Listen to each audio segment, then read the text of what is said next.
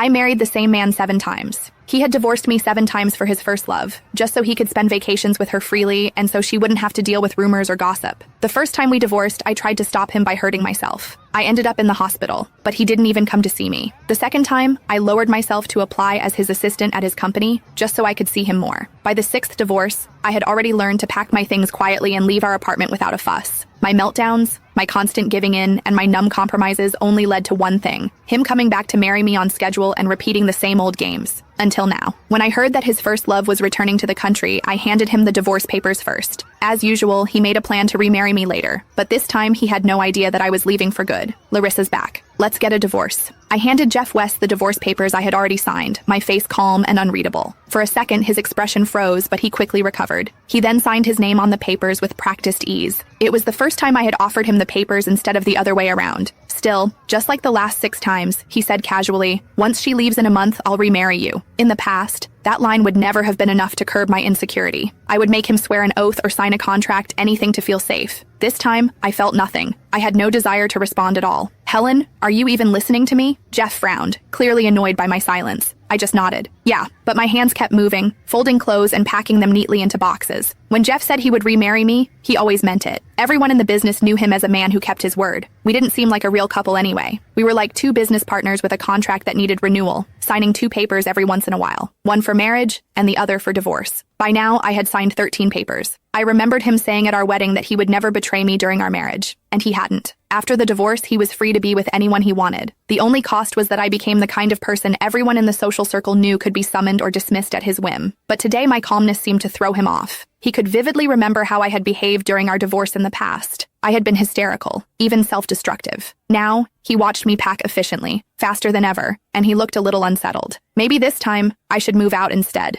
I slammed the large suitcase shut with a thunk, cutting him off. I already told my friend I'd stay at her place for a few days. Jeff seemed to have thought of something, and his face darkened even further. "You're not planning to sneak into my office again, are you? Pretending to be an assistant just to spy on me? Can't you do anything for yourself? Are you so lost without a man?" I understood what he was doing immediately. He just didn't want me showing up at his office, disturbing him and Larissa Osborne. After all, she was only back for a short visit. Jeff would always hire her to be his chief assistant, staying close to him at all times. After our second divorce, I had applied and got hired as Jeff's assistant. I carried his favorite caramel latte, heart racing with hope as I pushed open the door to his office. Instead, I found him leaning back in his chair while kissing Larissa, who was sitting on his lap. I lost it. I lunged at Larissa, fists swinging, and Jeff slapped me to the floor. People had gathered outside the office, peeking in. Everyone assumed I was still the CEO's wife,